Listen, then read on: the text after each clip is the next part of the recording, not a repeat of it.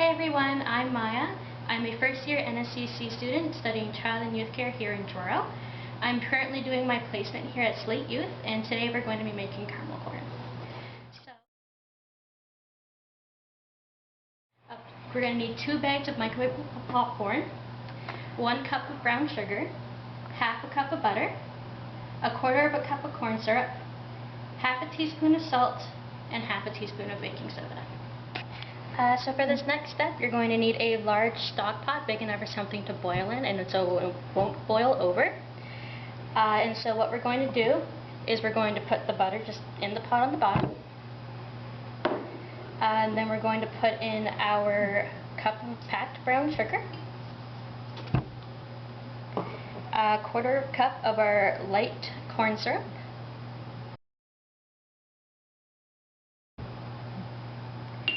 and then half a teaspoon of our salt.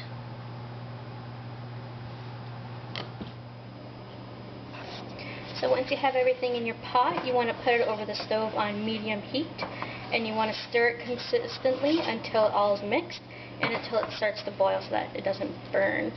When it starts to boil, you want to set a timer for 3 to 5 minutes depending on how hot your stove is.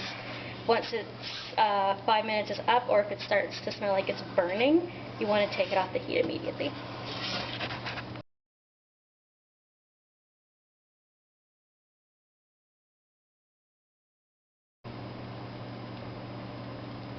So once it hits this point, you want to set your timer and then don't stir it.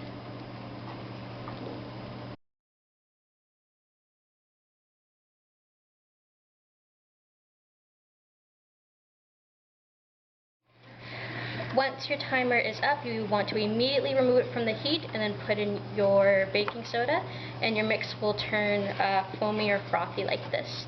And then you want to start adding in your popcorn.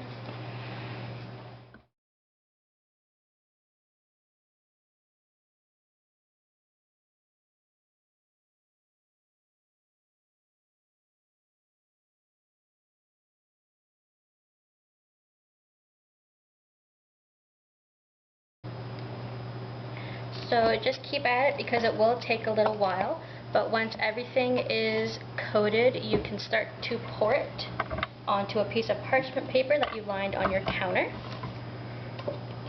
And then once everything is on there, you want to just pat it flat to the best of your ability.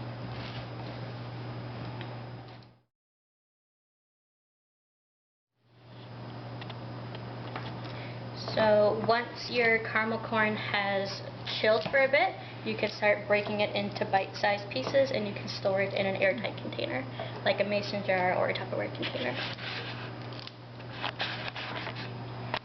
And thank you for joining us. See you next time at Slate.